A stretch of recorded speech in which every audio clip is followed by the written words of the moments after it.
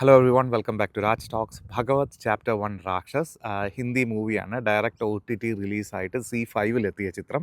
Directed by Akshay Shere, Arshad Warsi, Jitendra കുമാറോ കപൂർ അല്ല, കുമാർ തന്നെയാണ്. പുള്ളിയെ ഈസി ആയിട്ട് പറയണമെങ്കിൽ അർഷദ് വാർസി ഓബ്വിയസ്ലി നമുക്ക് എല്ലാവർക്കും അറിയാം. ഈ ജിതേന്ദ്ര കുമാർ എന്ന് പറയുന്നത് പഞ്ചായത്ത്, കോട്ട ഫാക്ടറി ഇതുപോലത്തെ വെബ് സീരീസിലൊക്കെ അഭിനയിച്ചിട്ടുള്ള പുള്ളിയുടെ കംപ്ലീറ്റ്ലി വേറൊരു സാധനം. പുള്ളി ഇതിനു മുമ്പ് ഞാൻ ഇങ്ങനൊരു ആൻറ്റി ഹീറോ അല്ല, പക്ക വില്ലൻ, വൃത്തികെട്ടവൻ, അങ്ങനെ ഒരു റോളിൽ ഞാൻ പുള്ളിയെ കണ്ടിട്ടേ ഇല്ല. പുള്ളി കിടിലമായിട്ട് അർഷദ് വാർസിക്ക് കട്ടയ്ക്ക് കട്ട നിന്ന് അഭിനയിച്ചിട്ടുണ്ട്.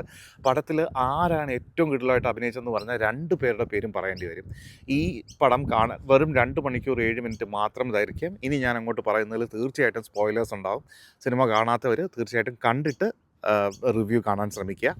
അപ്പോൾ ഇതെന്ന് പറയുന്നത് ഓൾറെഡി ദാദെന്ന് പറഞ്ഞിട്ടൊരു വെബ് സീരീസ് വന്നിട്ടുണ്ടായിരുന്നു. സൈനൈഡ് കൊലപാതകങ്ങൾ ഉത്തർപ്രദേശിൽ നിന്ന് 19 പെൺകുട്ടികളെ കാണാതായ ഒരു സീരീസ് വന്നിട്ടുണ്ടായിരുന്നു. ഭയങ്കര ഹിറ്റായൊരു സീരീസാണ്.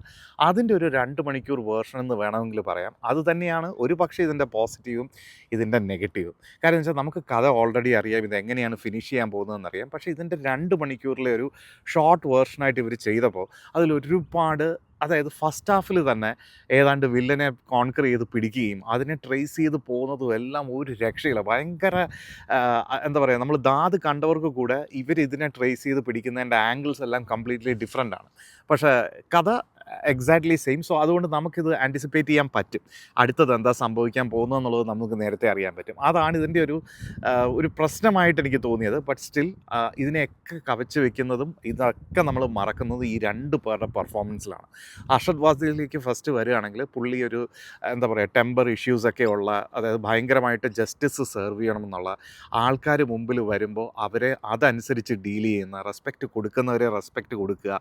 പുള്ളിയുടെ ലൈൻ മീതി പോകുന്ന ഒരാൾക്കാരെ കറക്റ്റായിട്ട് കറക്റ്റ് ഡയലോഗ് പറഞ്ഞാൽ ക്യാരക്ടർ വെൽ റിട്ടൺ. ഈ 2 പേരുടെ ക്യാരക്ടേഴ്സും ഭയങ്കര വെൽ റിട്ടൺ ആണ്. അതിനാണ് ഇതൊരു ബ്യൂട്ടി ആക്കുന്നത് ശരിക്കും ഇത് വാച്ച് ചെയ്യാൻ. അപ്പോൾ അങ്ങനെയുള്ള ഒരുപാട് ക്യാരക്ടേഴ്സ്. അപ്പോൾ പുള്ളിയുടെ പാസ്റ്റിൽ പുള്ളിയുടെ സിസ്റ്റർ മിസ്സിങ് ആവുന്നൊരു കേസൊക്കെ പുള്ളിയെ ഹോണ്ട് ചെയ്യുന്നുണ്ട്. അപ്പോൾ അത് വരുമ്പോൾ ഉള്ള വിഷമം, അത് വെച്ച് ബാക്കിയുള്ളവരോട് കാണിക്കുന്ന ഒരു എമ്പതി, പുള്ളി ഇങ്ങനെ എന്താ പറയുക, പൊളിറ്റീഷ്യൻസൊക്കെ വന്ന് സംസാരിക്കുമ്പോൾ പുള്ളി തിരിച്ച് ബാക്ക് ഫയർ ചെയ്യുന്ന സംഭവം. ഇൻട്രോഗേഷനിൽ വരുമ്പോഴത്തേക്കും പുള്ളി ഇങ്ങനെ ചാർജായി വന്നിട്ട് അടി പൊട്ടിക്കേണ്ട സ്ഥലത്ത് ഈ RDXലൊക്കെ പൊട്ടുന്ന പോലത്തെ അടി, അങ്ങനെ കുറേ സംഭവമുണ്ട് അതിനകത്ത്. സോ ഇത് കണ്ടവർക്ക് തീർച്ചയായിട്ടും ഞാനിത് പറയുമ്പോൾ ഭയങ്കരമായിട്ട് റിലേറ്റ് ചെയ്യും. ഇതുപോലെ തന്നെയാണ് ജിതിൻ കുമാറിനതും. പുള്ളി ഓരോ പെണ്ണുങ്ങളെ വലയിലാക്കുന്ന ഓരോ സീനുകളും കാര്യങ്ങളും എല്ലാം ഭയങ്കര ഏസായിട്ടാണ് പുള്ളി ചെയ്തിരിക്കുന്നത്. സോ അങ്ങനെയൊക്കെ ഒരുപാട് ഇഷ്ടപ്പെട്ട, ഇതിനകത്ത് തന്നെ വെറും പെരിഫറലായിട്ട് മാത്രമേ പറയുന്നുള്ളൂ. ചൈൽഡ് ലേബർ ആണെങ്കിലും എന്താ പറയുക, പ്രോസ്റ്റിറ്റ്യൂഷൻ, ഉത്തർപ്രദേശിലെ പ്രോസ്റ്റിറ്റ്യൂഷൻ, അവിടുത്തെ പെൺകുട്ടികളെ എങ്ങോട്ടൊക്കെ പോകുന്നു, അങ്ങനത്തെ കാര്യങ്ങൾ. അപ്പോൾ അതിൻ്റെ കൾച്ചറൽ ഇഷ്യൂസ് പ്രോസ്റ്റിറ്റ്യൂഷനിൽ വരെ, അതൊക്കെ അത് പറയുന്നതൊക്കെ ഒരു പെരിഫറലായിട്ടാണെങ്കിലും അത് ആഴത്തിൽ കൊള്ളും. നമ്മൾ ആലോചിക്കുമ്പോൾ ഇങ്ങനെയൊക്കെ ആൾക്കാർ ചിന്തിക്കുമോ എന്നുള്ള രീതിയിലൊക്കെ പെണ്ണുങ്ങൾക്ക് അവിടെ കൊടുക്കുന്ന വില എല്ലായിടത്തും. 2009 കാലഘട്ടത്തിൽ ഉത്തർപ്രദേശിലെ ഒരു പല പല ഗ്രാമങ്ങളിലായിട്ടും ചെറിയ ടൗൺസിലായിട്ടും നടക്കുന്ന കഥയാണ് ഇത് ബേസിക്കലി. അപ്പോൾ അങ്ങനെയൊക്കെയുള്ള ഒരുപാട് ഇൻസൈറ്റ് നമുക്കിങ്ങനെ വളരെ പെരിഫറൽ ലെവലിൽ ഇവർ ഇട്ടിട്ട് പോകുന്നുണ്ട്. 2 മണിക്കൂർ കൊണ്ട് മാക്സിമം ഡീറ്റെയിലിംഗ് ഇതിനകത്ത് ചെയ്തിട്ടുണ്ട്. ഹാവിങ് സെഡ് ദാറ്റ്, ഇതിൻ്റെ ഒരു നെഗറ്റീവ് ഇഷ്യൂ ആയിട്ട് വരുന്നത് ഞാൻ പറഞ്ഞത്, ദാദ് കണ്ടവർക്ക് ഇതൊരു എക്സൈറ്റിംഗ് വാച്ച് ആയിരിക്കില്ല. ബട്ട് സ്റ്റിൽ ഞാൻ മുമ്പ് പറഞ്ഞതുപോലെ അഭിനയം കൊണ്ട് ഇതിൻ്റെ ഒരുപാട് പ്രശ്നങ്ങൾ പരിഹരിക്കപ്പെടുന്നുണ്ട്. അതുകൊണ്ട് തന്നെ ഇതൊരു മസ്റ്റ് വാച്ചായിട്ട് ഞാൻ റെക്കമെൻഡ് ചെയ്യും.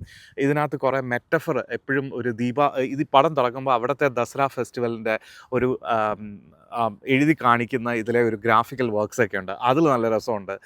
വെളിച്ചവും ഇരുട്ടും ഒരു മെറ്റഫറായിട്ട് ഈ ഫിലിമിൽ യൂസ് ചെയ്തിട്ടുണ്ട്.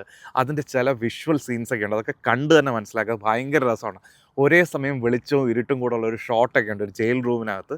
കണ്ടവരുണ്ടെങ്കിൽ please do share your comments and if you like the video please subscribe, like and share. Thank U.